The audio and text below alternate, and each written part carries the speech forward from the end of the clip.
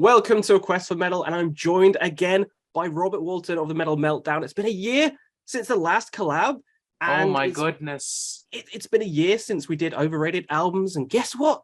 We are back with some more overrated albums. So thank you for coming on the channel again, Robert.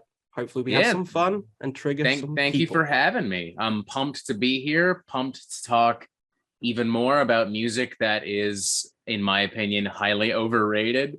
It's funny because when we did the first video, it was like, what, a year and a half ago by now-ish? A long time, yeah. And like, I remember some people were like, why don't you pick albums that are actually overrated? And I'm like, bro, every album I pick is like beloved by the respective fan bases. They all sold. They were all like, whatever. Yeah. So here's hoping that my new picks are more acceptable. I don't know. I decided to go a bit spicier with mine. I think some of the bands of mine are a bit spicier than last time because I went a bit safe last time. You know, Disturbed, Slipknot, some of the stuff that people just love to kick when they're down. But I feel like this one's going to be a bit more controversial. Yeah, I mean, I might have I'm still getting shit for talking smack about Winter Sun in that first video. But really? Hey, oh yeah, like oh, Time 1's not overrated. Just you wait and see. Time 2's coming out any day now.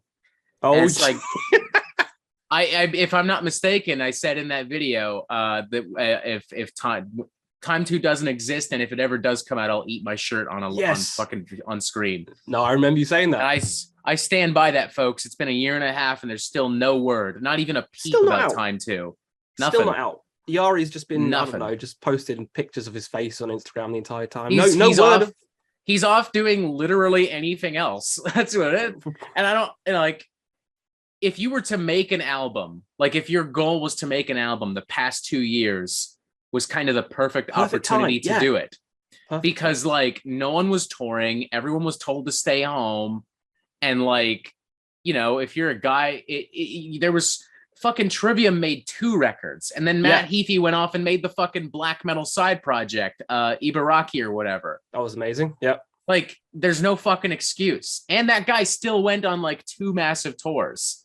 Yeah, there's no fucking excuse. What has Winter Sun done? Nothing. A whole lot of fucking nothing. Whole lot of nothing. So that's when the hate comments come already. I'm ready. I'm ready. I can't wait. I can't wait to turn my shirt into a delicious frothy broth. Well, you might have to do that with some of these picks because you're going first because you're the guest. So let's have some spicy takes. Let's go. Oh shit! All right, cool. What was my pick again? All right, here we go.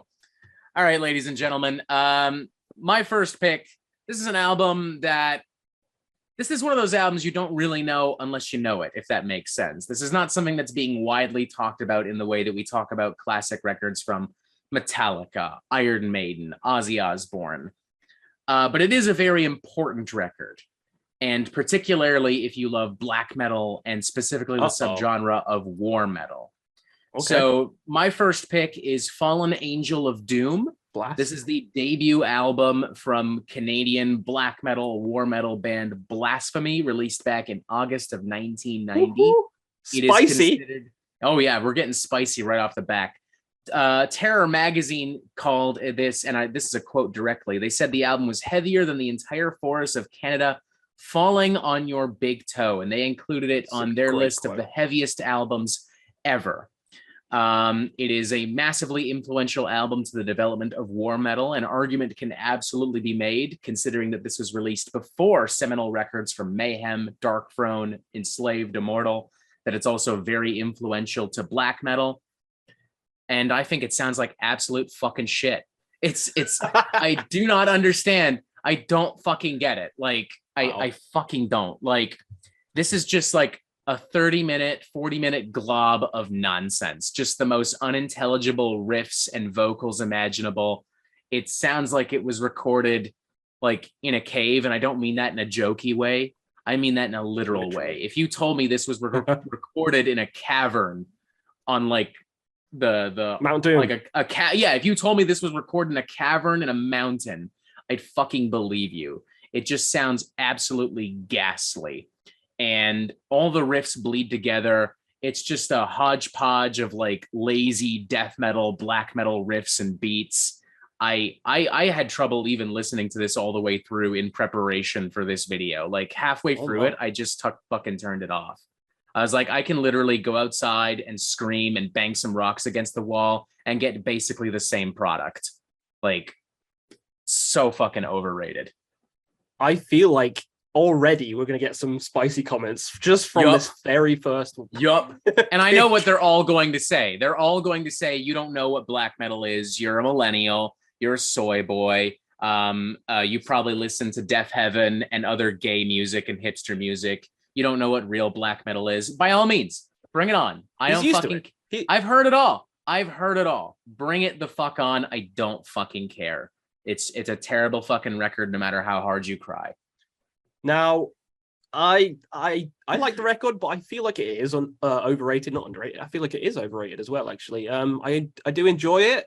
I feel like more than you, but I'm not going to play it over a lot of the other black metal records, and I probably wouldn't even play it over some of the other war metal bands, like Archgoat especially. I'd much prefer their albums to Blasphemy's. So Archgoat's significantly better, and like so is a lot of other like any other kind of like black extreme metal music that was coming out at that time. It's not an issue of it being raw, before anyone tries to put words in my mouth. It's an issue of it being not good. Like a lot of those early Mayhem EPs and demos and tapes, they're raw as fuck. Same with like Bathory, Hellhammer, a lot of like early grind, and even a lot of death metal still at the time was very fucking raw, very fucking brutal and crusty.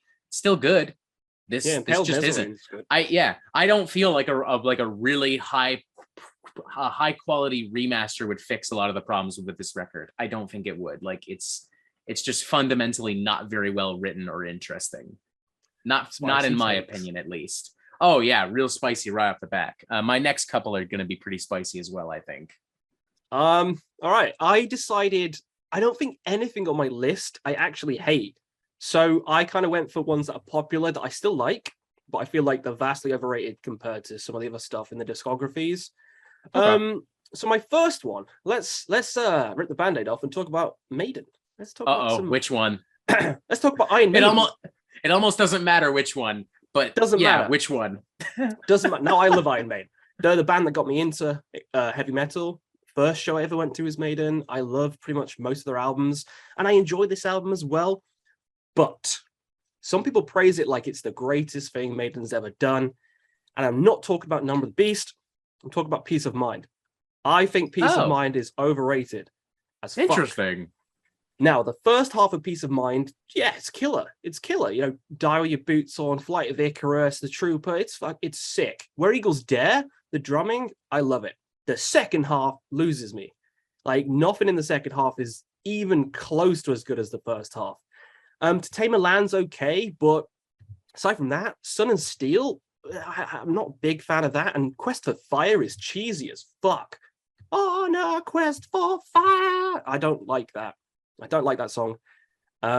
Still Life's okay. So the second half of this album, people saying it's the best Maiden album. I don't know how.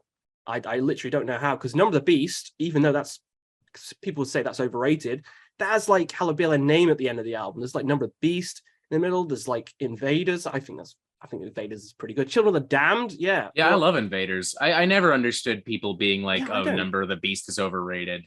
I don't know. I really like Peace of Mind, but I kind of hear where you're coming from. Like it's a very front heavy record.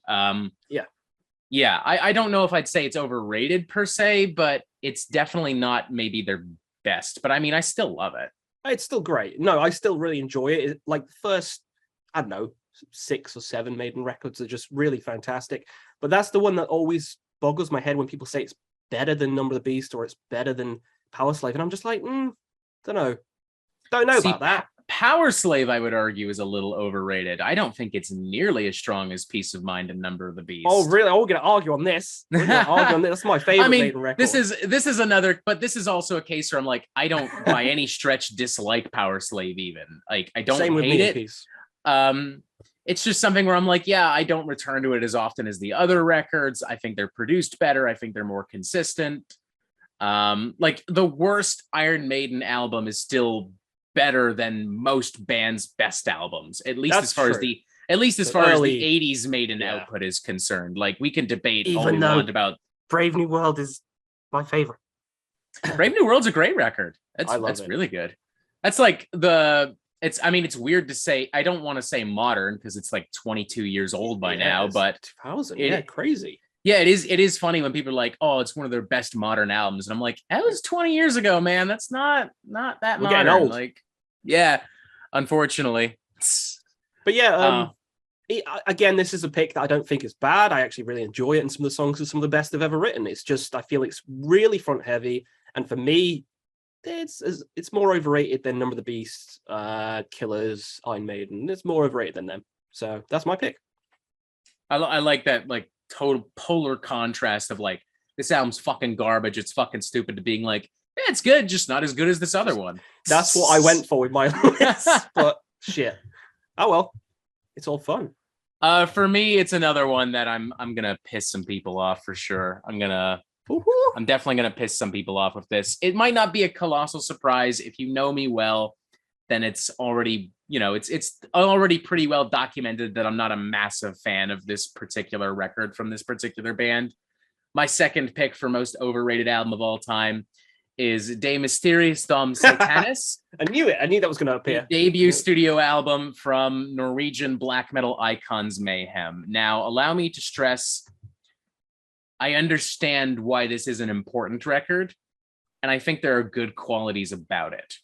For one, the atmosphere of this record, the entire vibe and aesthetic of this thing is genuinely like kind of awesome. It's chilling, it's haunting. I feel as if I'm being dragged through a graveyard or a haunted house. Like that castle thing on the fucking Spooky. cover, I feel as if I'm being forced to walk the halls of that fucking castle, church, whatever it is that's on the cover. What is it actually before I just rant and rave? God, It's like a castle, isn't it? Yeah. Yeah, it looks like a castle. Church, but yeah. Yeah. Oh, whichever one. I mean, it could also be a church. Like a lot of English European churches just kind of look like that. So could be like the Muppets house or something. I don't know. It could be the Magic Kingdom for all we know. Mickey Mouse is in there like. Hey man, Disney World is definitely pretty scary if you're an adult. It's expensive as fuck. True. Yeah. But whatever it is, like it's a great image, and like the entire vibe of this record, I feel as if I'm being forced to walk the halls of that building, and there's ghouls and vampires and zombies around every corner, and also Nazis because Mayhem. And that as well, like there's an element of like I remember listening to this album the first time, like a Nazi worked on this. Should I even be listening to this? Like there's an element of danger to this that does actually kind of add to the experience. Everything falls apart once those vocals come in. Like those fucking vocals, man. Like freezing mood. It's like fucking Gollum having an aneurysm or something. Like I don't know what's going on. And I don't think Attila's a fine singer. He's done other stuff with Mayhem that I've enjoyed, like the last couple of records and EPs he's done with them. He sounds great. He's done other projects like with Sun. Yeah, he's done stuff that I've enjoyed. The issue is not him. The issue is that record. I don't know. Maybe he wasn't comfortable with the band because I know that Mayhem before this album even came out had gone through a bunch of different phases, a bunch of lineup changes. They had already released a bunch of EPs and demos and tapes and shit like that, live albums. They had a singer infamously commit fucking suicide. So a lot of shit happened in the lead up to this fucking record. So maybe it was Attila at the time being kind of uncomfortable or being kind of unsure. Maybe this was something where it's like, this is just a paycheck because, the Mayhem released this record and then disappeared for a while because one of them died, one of them went to jail, and Yeah. Not that I even need to mention that. So maybe it was him being just unsure of himself in the moment. But whatever the case, those vocals just are not that fucking great. And they're like laughably bad too. Like there's so many high-pitched squeals and weird gurgling sounds against these like pretty stark, straightforward kind of black metal riffs and beats. It just pulls me out of the fucking moment. I will concede that the entire second wave Norwegian black metal scene, not really my cup of tea. But even with that in mind, I have a soft spot that Enslaved? Exactly. Even with that in mind, I still love me some classic Enslaved. I still love me some Emperor. I don't care much for Dark Throne, but I understand why those records are important. And I don't hate them or dislike them. But with De Mysteriis, I'm like, God, how can anyone listen to those fucking vocals? I don't fucking get it. I just don't. That's even spicier than the Blasphemy take. Yeah, that's definitely, I'm definitely gonna inspire a lot of rage with that. And you know what? That's fine. If people love this record, good for you, man. If you love this record, please continue to love this record. If we were going to do overrated bands, I reckon I'd throw Mayhem on it. I probably would too, actually. I understand the influence and the impact, but their discography is not the most consistent. No. I mean, especially once you get into the 2000s, there's some nasty, stupid fucking shit there. I do like the Damon. They recovered themselves with Damon. I think that's really good. Yeah, I thought that was a really good record. I would even go as far as to say that, like, of all the more straightforward kind of black metal records of the past few years, that's one of the better ones I've heard. Yeah, it's fantastic. So it's not a terrible discography, but it's just not close to any of the other black metal bands around that time period. Like Emperor's 4 albums, fantastic all the way through. Oh my God, yeah. Talk about a flawless discography. And again, like those first few Enslaved records, and even when they go into like alternative prog, post metal, whatever the fuck you want to call it, territory, they've got a stellar discography. Ulver's first few records, when they were still doing like very primitive kind of black folk metal, I don't understand how you can listen to those records and then look at De Mysteriis and be like, mwah, chef's kiss. I don't get it. I think it's the infamy around it which kind of hypes the album up rather than the actual material on the album. I mean, like I said, there's definitely there's just an element of like danger and mystery to it because of like all the controversy, all the scandals, the violence, the fact that chalky milk. Yeah, chalky milk. The fact that an arsonist and a fucking neo-Nazi and basically a fucking terrorist worked on this fucking record, and like it just kind of adds to the inherent danger and atmosphere of the whole thing, and that has definitely propelled Mayhem forward. Anyone arguing otherwise is not paying attention. They did not make a Lords of Chaos movie so that they could talk about the history of black metal. They made it because they know controversy sells tickets. They know it. They don't fucking care. Yeah, pretty much. So yeah, I can kind of agree with that pick, actually. I kind of agree with it. A good one. We'll see. We'll see if the Quest for Metal audience can agree with it. I still enjoy it. I still enjoy the album, but it is overrated. Just like my Maiden pick, I feel like I like it, but it's overrated. Next up for me, I'm going to go to, speaking of danger, someone storming, what's it called? The America, when they all stormed the fucking, not Parliament, what is it? They all stormed it and Trump was like, all right. Are you talking about January 6th? Whatever. When they stormed some place. Yeah, when they stormed the Capitol. That Capitol, that's it. This is a weird way to introduce any fucking record. I don't like where this is going. Iced Earth. Okay, yeah, okay. Let's talk about some Iced Earth, shall we? Here we go. I like Iced Earth. I think they're quite a cool band. A lot of good albums, cool rhythms, cool melodies, cool vocal passages. Different vocalists. Even Tim Ripper Owens is on some of the albums. But for me, loads of people love this one album, and I'm just kind of scratching my head like, it's cool in concept, but in execution, the songs just don't land. And for me, that is horror show. Love the concept of it. Each song is like a different horror villain and stuff. You got, Dracula, Wolfman, Damien from The Omen, stuff like that. And it's a cool concept. I do like my horror movies. I like my horror-themed theatrical music. But in execution, a lot of the songs in the album just don't land as much as any of the other earlier Iced Earth material for me. Damien's a great song, and I think Dracula to end it, it's fantastic song, that one, especially live when you look at the live videos for that. But the middle part of the album just kind of is a dud for me. I'm listening to it like, I get what they're trying to do, but it just doesn't do a single thing for me. Like, I'd rather listen to like Night of the Storm Rider, the debut, Burnt Offerings, which are not as cool in concept, but just are better albums, better structurally written, better compositions, just better musically. And I don't think Horror Show's a good album. So this is one of the ones where I don't think it's that good. A couple of songs here and there, but overall, not really consistent. So Horror Show for me is overrated. So full disclosure, I actually had to look up this album on my phone because I did not immediately recognize it. And now that I'm looking at the track list and the album artwork, I'm like, I don't think I've even heard this record.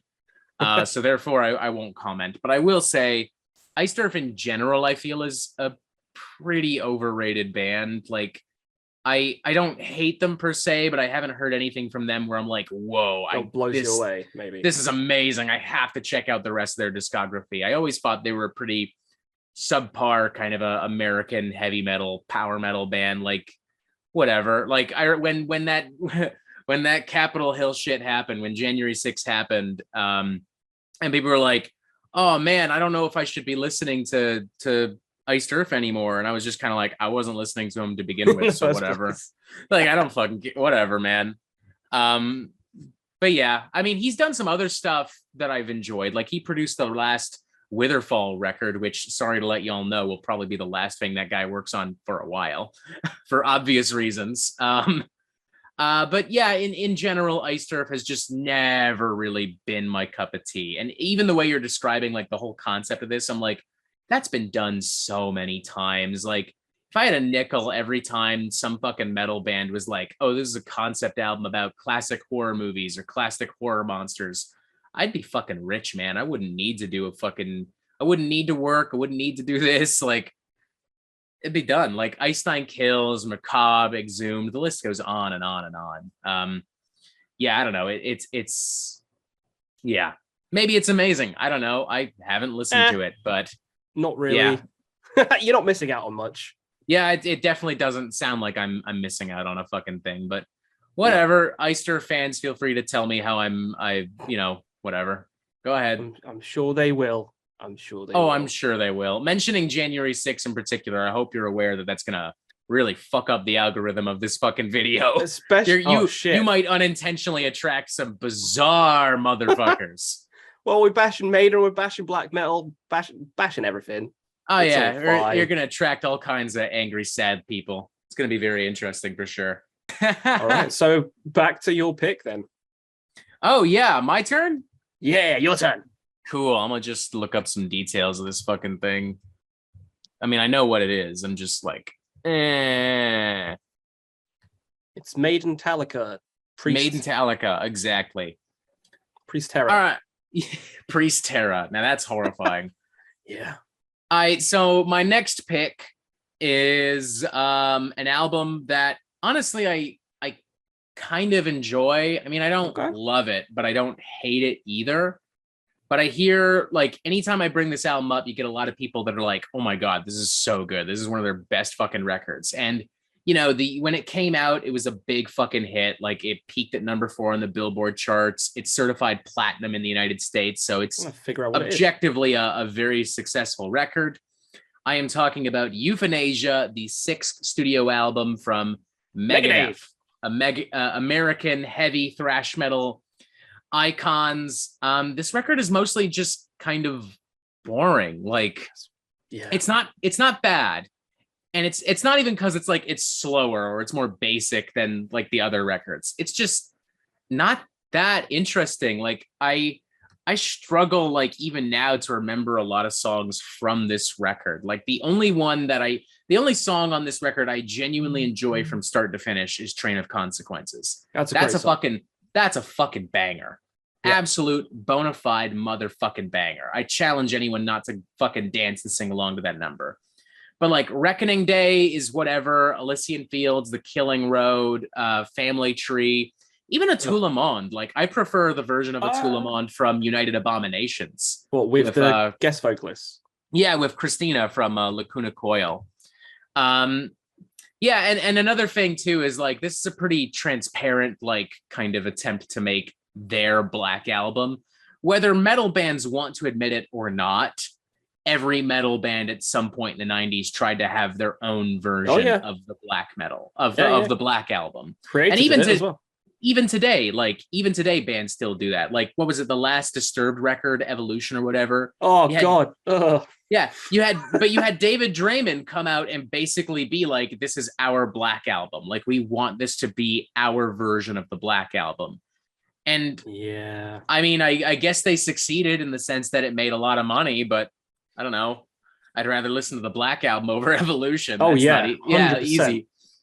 And, you know, Countdown to Extinction 2 is kind of like that. Like, it was a more stripped down, kind of straightforward heavy metal record, but the songwriting was still really fucking good. Like, Hello, it's got some of me. Mustaine's "Hello Me, meet the real me," which is memey as fuck to this day. I mean, "Sweating Bullets," "Skin of My Teeth," "Foreclosure of a Dream," "Architecture of Aggression."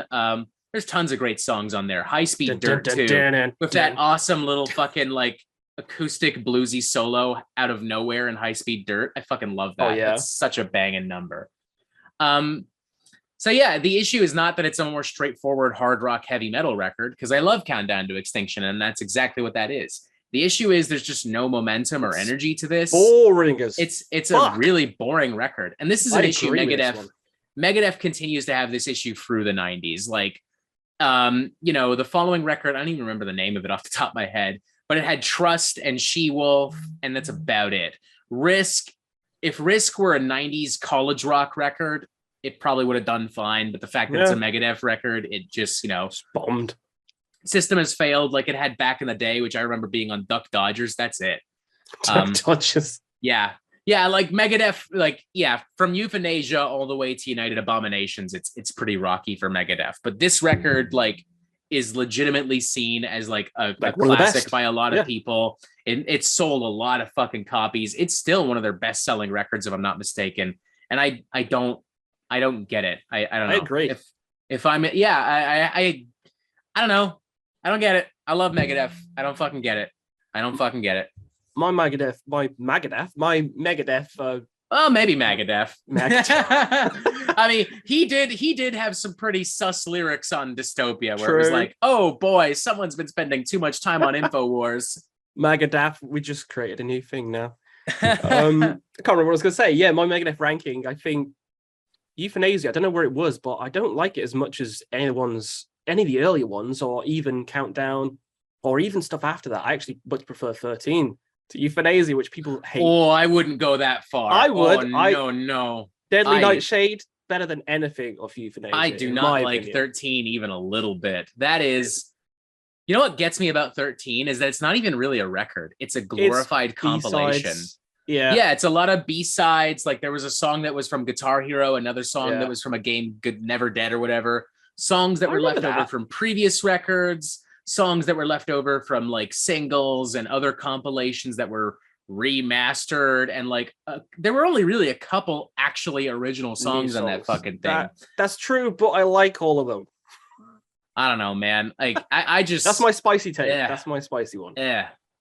I remember kind of liking Public Enemy #1 just because it was this really cheesy kind of... Yeah, it was a really cheesy, almost kind of if Five Finger Death Punch ever did a speed metal song, that's probably what it would have sounded like, because it was really edgy and corny and shit. I don't know. But yeah, the rest of that album can eat my dick. I can't stand it. It's as bad as Super Collider, in my opinion. Oh, no. Oh, you wouldn't like my ranking because it's just as corny. It's just as cheesy. It's just the same lame dad rock bullshit. You wouldn't like my Five Finger Death Punch ranking either. I wouldn't like any Five Finger Death Punch ranking, to be entirely fair. No, I agree with Euthanasia. Going back to the original. We're in agreement on Euthanasia. That much at least we got. That much at least. Oh, my turn then. I guess Should we go hard straight away? Yeah, okay, let's go hard again. Judas Priest is a band. Very good. They are. Would you like to elaborate on that? No, let's move on. No, Judas Priest is a great band with so many good records. There's always one album that everyone says is the best, and it's the one with the most popular songs on. We all know the one it is, British Steel. I feel like British Steel is the most overrated Judas Priest album. It has really interesting. It has obviously Breaking the Law, and it has Living After Midnight, which I don't like. Yeah, Grinder, Metal Gods. I hate Metal Gods. Stuff. I hate Metal Gods. That's one of the worst songs by Judas Priest, in my opinion. I'm like, how do people love this song? They play it live all the fucking time, and I'll agree with you there. I don't think it's a great song. It's kind of slow. It's kind of clunky. Yeah. The chorus is awkward. Living After Midnight's so cheesy. It's just terrible. Breaking the Law. Living After Midnight, I do like. I do like that song. I liked it on first listen, but then it just, I don't know, it grinded my gears after a while. And Grinder's good. I do like Grinder. Oh, Grinder, I love. Oh my god, that's fucking awesome song. What's the right? Rapid Fire. I think I do quite like that one as well. But a lot of the others are just kind of like and compared to like Painkiller or compared to like Screaming for Vengeance or any of these other amazing Priest albums, I'm like, it doesn't hold a candle. That's fair. It doesn't hold a candle. I don't hate this album. Again, it's like Peace of Mind. It's a good album, but it's just not as mammothly like impressive as, say, even like Sin After Sin or even Sad Wings of Destiny. I much prefer them. I would argue Sin After Sin is an underrated record. Like, no one really talks about some of those earlier Priest records, and that one in particular is kind of just awesome. Yeah, it's fantastic. But yeah, I can hear where you're coming from. Like British Steel in comparison to Screaming for Vengeance, Defenders of the Faith, Painkiller especially, like it definitely lacks impact. But yeah, I mean, I still like Living After Midnight. Like it's like a good corny. Yeah, like Living After Midnight is something I'll play at any fucking party or whatever. Grinder's just fucking great. That should be playing that should be playing at every fucking strip club on the fucking planet. It's just a greasy, sexy, gnarly jam. But yeah, I can kind of see where you're coming from. The Metal Gods in particular, I would say, is an actually overrated song. Like it's just, I reckon, take it out the set list, throw in Grinder, easy. Makes it better. Oh, absolutely. But yeah, that's my pick. Pretty straightforward one. Everyone says it's the best, and I think it's not. So yeah. Over to you. I think Judas Priest, just like Iron Maiden, is one of those bands where they have so many records that are so influential and so popular that have sold so many copies that you can kind of pick any album in the discography and not too many people are going to argue. True. Yeah. Yeah. Some people. I mean, there are even people that will defend like the '90s output of both bands. So, like, you know, who knows? True. Yeah. So, what are you gonna do? What are you gonna do? A whole lot of nothing. That's what I don't. Speaking of '90s output. Oh no, we're going deep into the '90s with this next record. I've talked shit about this band in the past, and I got a lot of shit for it. I don't care. I'm about to do it again. I think this is one of the most overrated records ever made. I do not at all understand the love for this. It's gonna be Wisconsin Death Trip, the debut studio album from Static X. This was a big hit record. This was their breakthrough record. This was it was a big hit, sold lots of copies. Static X, it made them who they are. It had a bunch of hit singles that were in a bunch of movies at the time. Static X did a bunch of big tours, and I don't fucking understand how. I do not fucking understand it. Like, this is just like the worst, like Rob Zombie, White Zombie riffs and hooks with like the most basic bitch Ministry style industrial rock and metal imaginable.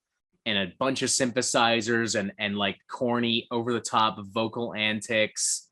I don't fucking get it. I don't know. If I don't get it. I just don't fucking get it. Like, this just sounds like 1999 rather. Like, it's so dated, it's so weird, it's so tacky and just so stupid. I don't fucking care. I feel like a lot of the people that still love this album love it because they were a kid when this album came out. Probably like maybe nostalgia. Maybe they bought it on CD. And hey, if that's not the case, if you just legitimately still love it to this day, you know, more fucking power to you. By all means, you do what you want on your fucking free time. But like, I've never understood, like, we'll talk about new metal and industrial metal, and this will always get thrown into the mix. Like, this is one of the best. And I'm like, no, not even fucking close. Not even fucking close.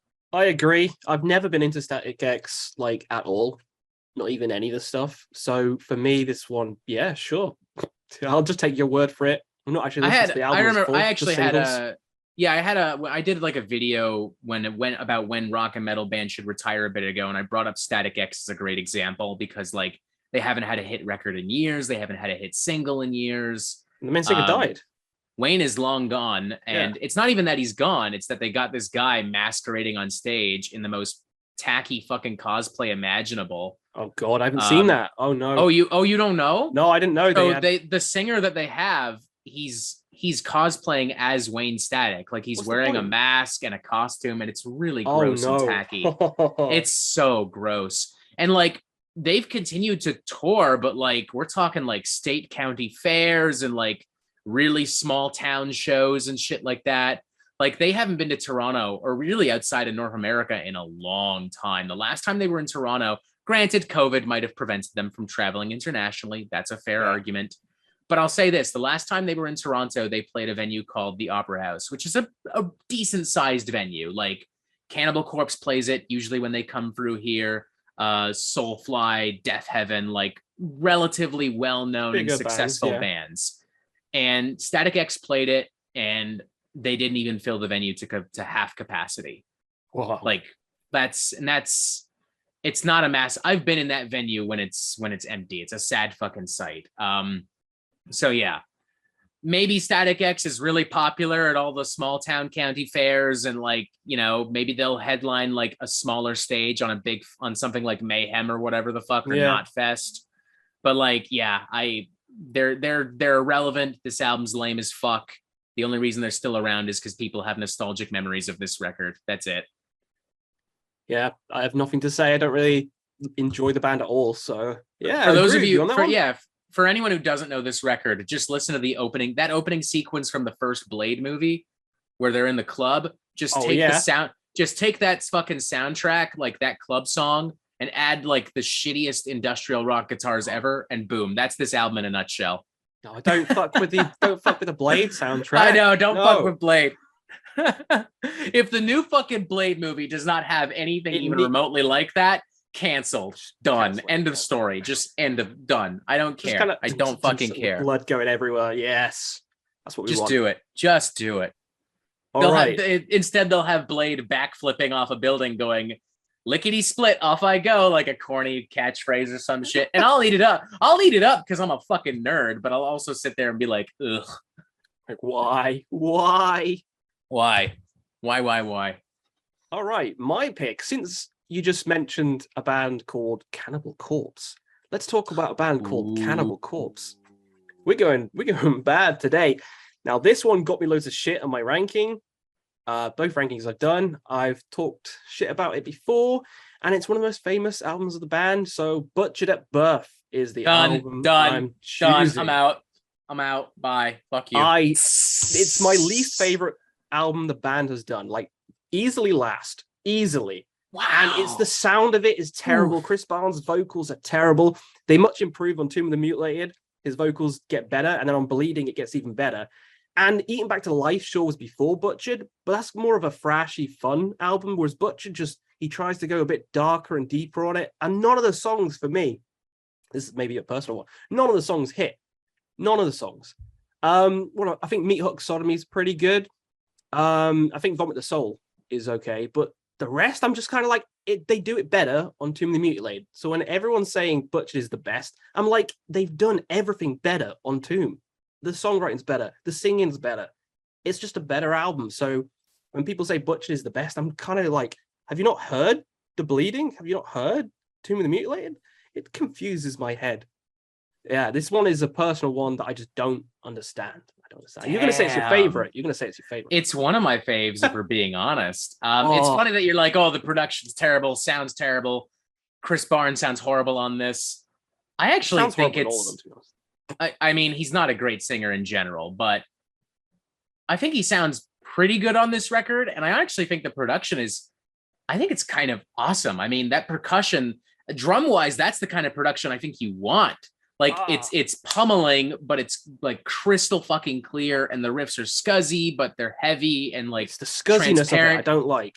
They're visible in the forefront of the sound. I actually think like it's very well polished and very well made as far as like old school death metal is concerned. I don't know. I'm the opposite. Like, you put that against like, I don't know, like anything. I will say you are right. Now that's fair.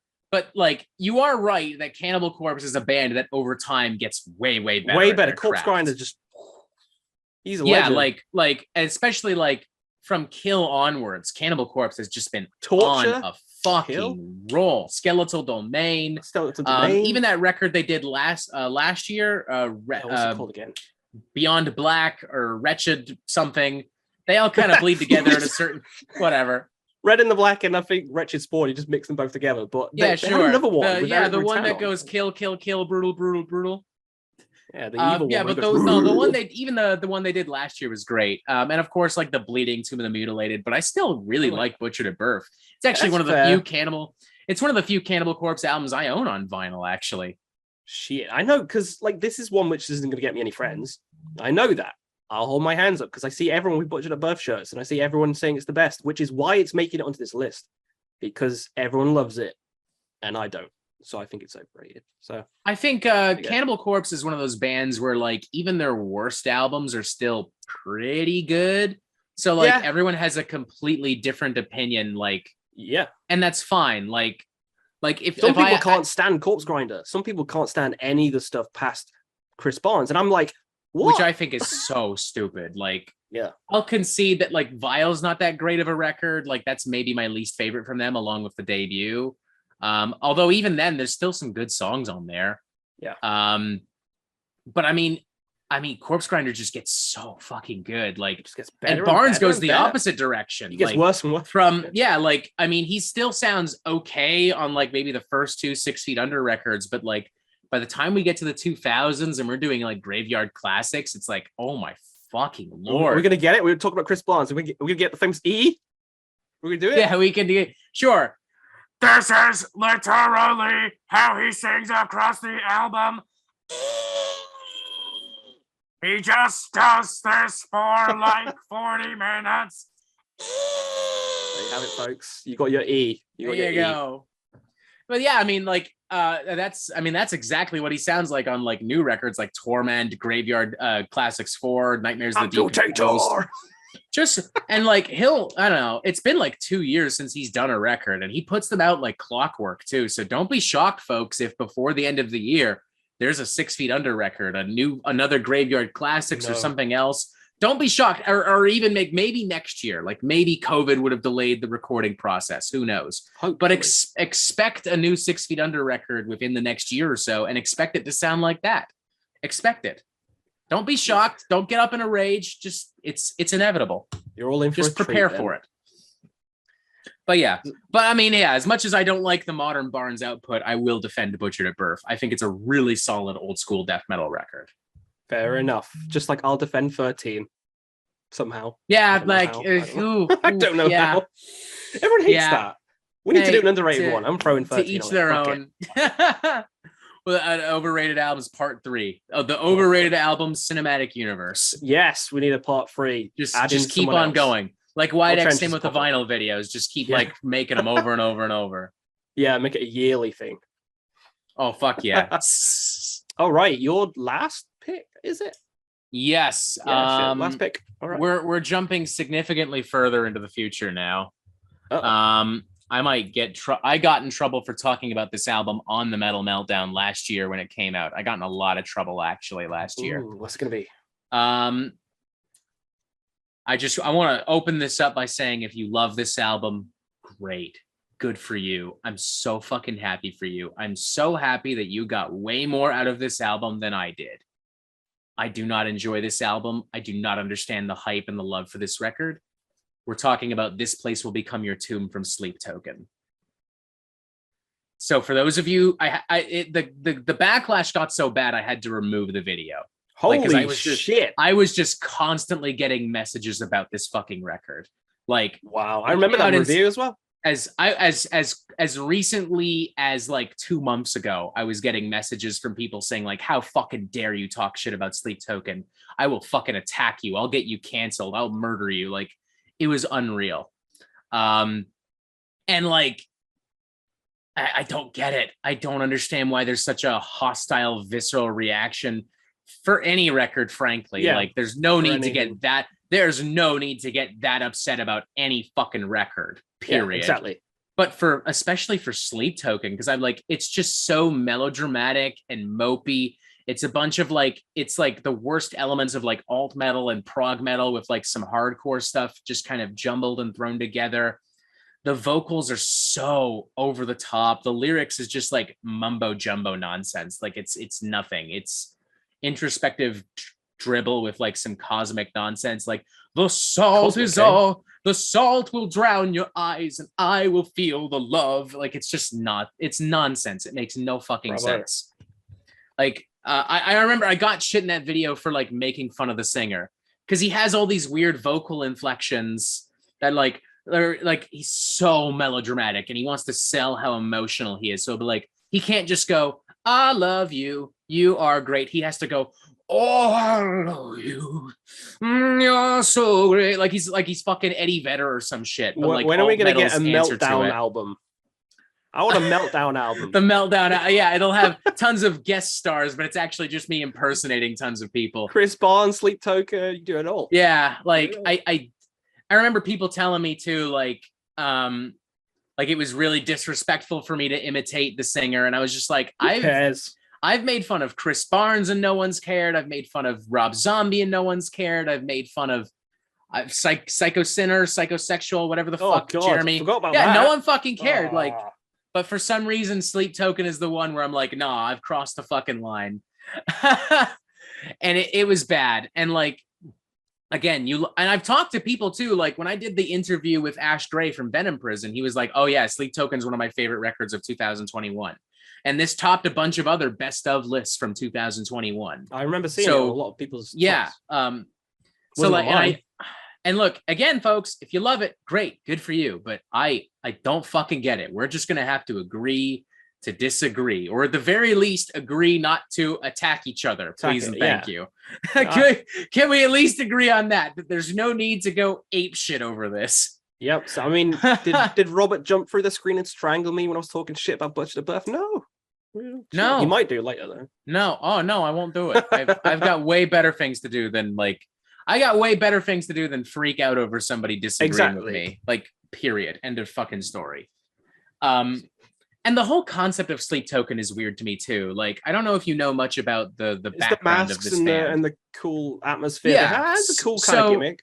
They're an anonymous collective, kind of like what Ghost was back in the day. But whereas Ghost were just trying to make like, you know, their whole thing is we're not making satanic music. We're drawing a mustache on Satan. Like they make it well known from the get-go. We're making silly, corny fucking music. Yeah, they're awesome. Whereas with Sleep Token, like the entire concept is that all of these songs came to the main character, Vessel, I think his name is, or Token or whatever the fuck. All the songs came to him in a dream. And all of the musicians, they're all his acolytes, and they literally they literally treat it and talk about it as if it's like a religious fucking cult. Like there's some fundamentalist group out of fucking Texas or some shit. That's and probably it's why the insane. fans are just as insane then. Yeah, it literally it like is. It's a cult-like following because the band treats it like it's a fucking cult. Like the way Vessel, or whatever his name is, the way he describes like writing his songs is not too far out of line with how actual fundamentalists and evangelists describe their religious beliefs. And like it's really not. It's fucking insane to me. And that's definitely where the intensity is coming from too. Like the visceral reactions. I'll say this too. There's a YouTuber by the name of Wheels of Mercury who did like a reaction video, and nobody go attack him for the record. Like leave him alone. Go check out his content actually, because he's actually a cool dude. And I know this because I've met him in real life. But he did a reaction video, and it was echoing a lot of the things I've talked about, like, oh, this was offensive, this was disrespectful, you crossed the line. And then we met in real life because I think he lives somewhere here in Southern Ontario. But I work at the Brickwork Cider House, and I was there hosting a party, and he came in and he recognized me immediately. And I went over, talked to him, said hello, and I was like, oh yeah, I think I've even seen your videos and shit. And we just hashed it out, and I think he was expecting me to. I don't know what he's expecting. I'm not going to put words in his mouth, but I just remember telling him like, yeah, we were talking about the Sleep Token review, and he was just like, yeah, you know, if I crossed the line, if I was melodramatic, whatever, like if you dig the record, good for you, man. I'm not going to give you shit. I'm here with my family, like whatever. And we shot the shit. And I think after that, he was kind of like, man, it sounds like maybe I kind of overreacted too. I mean, that's the keyboard warriors online. You meet them in real life. Basically, it's like they give a mask when they have a computer. And if I have to concede that I was melodramatic in that review, fine, so be it. I can understand like why maybe that would have offended or upset people, but like the reactions that came in response to that review were completely unwarranted, and for that reason, this is, in my opinion, an extremely overrated fucking record. There's not a single record on this earth that warrants that kind of reaction. but especially not this record. Not at all. Yeah, I mean, I didn't go over and kill Metal Trenches when he put Still Life, my favorite album of all time, as one of the most overrated albums of all time. That I thought was weird because I'm like, how is that overrated? I don't know. It's Blackwater Park, yeah, sure, okay. Ghost Reveries, yeah, but what? Maybe I will kill even him. Blackwater Park. I'm like, nah, you can't say Blackwater Park's overrated. Nuh-uh. No, like in the context of its own discography, you could say it's the most popular, but that's about it. That's all you could say, really. So I think my last pick then. So we're going to go dramatic as well. We're going melancholic dramatic. We're going to go with some Cradle of Filth up in this bitch. And I'm going to pick the album Nymphetamine. Nymphetamine is my last pick for overrated albums. Now this one, again, it isn't a bad album, just like a lot of my other picks, but everyone says it's the best one. And this is basically the album people get into because of the song Nymphetamine. So it showed, it's like the showcase song. They play it live all the time. And I don't understand why. Like, this album doesn't have a lot of great songs on. I mean, some of them are okay. Nemesis is all right. Gilded Cunt. I love saying that. Sound like Billy Butcher. Is that actually the name of the fucking song? That's great. Gilded Cunt. Yeah, it's great. That's fun. But a lot of we're running out of time again. Fuck you, Zoom. Oh, you got more than enough time. Don't worry. Don't worry. But yeah, it's dramatic. It's just too overblown, and I feel like they just did it better on a lot of the other albums, like Dusk and Her Embrace, Cruelty of the Beast, even Damnation a Day, which is really fucking long and symphonic. I still think that does it better than Nymphetamine. So I just feel like Nymphetamine as a whole is just a tad, a little tiny bit overrated. I would agree with that. I mean, it's been a while since I listened to it, but like, it's fine. You listen to it, it's like, it's all right. Yeah, I mean, my problem with Cradle of Filth is that I think in general they're kind of an overrated band. Like, they're an interesting band because there's like a lot of influence from like Gothic and Victorian literature and classic horror, and like, I don't know. Like, the recent output's been good though. Yeah, they've been fine lately. And like their fusion of like symphonic metal and gothic metal and black metal and death metal and like all this kind of like neoclassical shit. Like it's objectively pretty interesting. Like they've got a lot of great ideas and concepts, but like, God, it's so overblown. Like sometimes I just want to look at them and go like, can you actually write a song instead of just throwing a bunch of strings and vampiric vocals at me? Just write down poetry and just going like, oh, la, la, la, la. Yeah. And then like it'll just be like, the forest is creeping with the blood of the dead and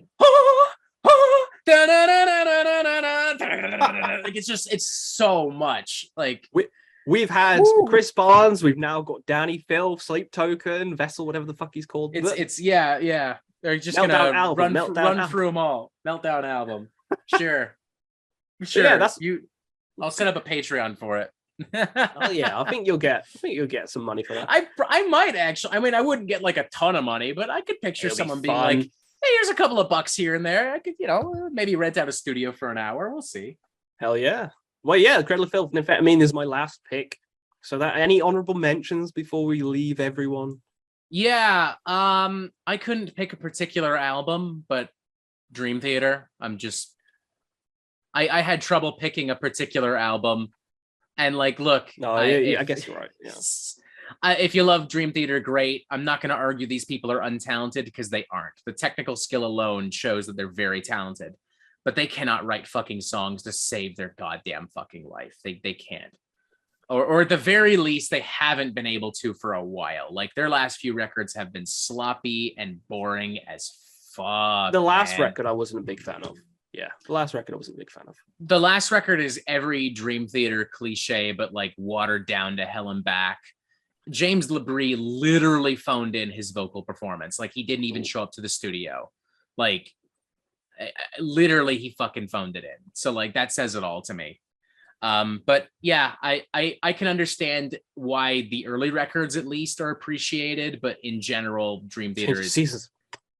in general, I would say that Dream Theater is a very overrated band. I just couldn't pick any particular album. Yeah, it's if you love them, great, good for you. I don't care. Yeah, whatever. That's how it should be with criticism. If people like it, good for them. Yeah. Any more honorable mentions, or just a whole Dream Theater? Nothing I can think of off the top of my head. No or Pantera? Nothing that maybe I'll save it for a part 3. Who knows? Okay. We'll see. Good, but no, good nothing comes to mind off the top of my head. I'll say I got a couple of ones I'll mention. Slaughter of the Soul, Heartwork. No. No. Sunbather. No. What No. Canceled. I'm boycotting your channel. I'm joking.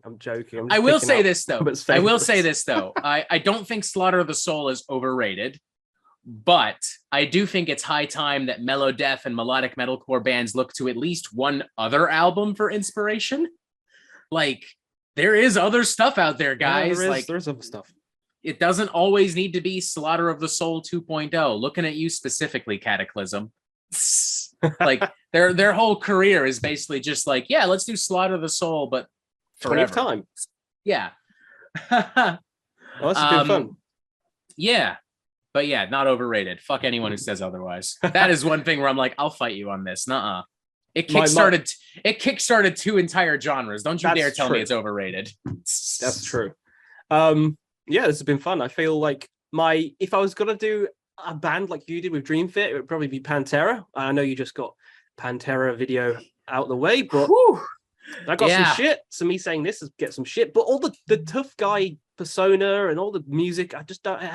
I much prefer the glam stuff, power metal, Projects in the Jungle, Cowboys from Hell, even though it kind of crosses. I like Cowboys from Hell and Vulgar Display, but like that entire like, just like, yeah, fucking tough, America, Texas, whiskey, yeah, like that paved the way for so much fucking terrible music, like Godsmack, Five Finger Death Punch, like, for that reason alone, I have to give Pantera at least a little bit of shit. But yeah, as the time's literally clocking down for me, it's like 2 minutes and I have to press close, and I'm like, oh shit. 2 minutes to midnight.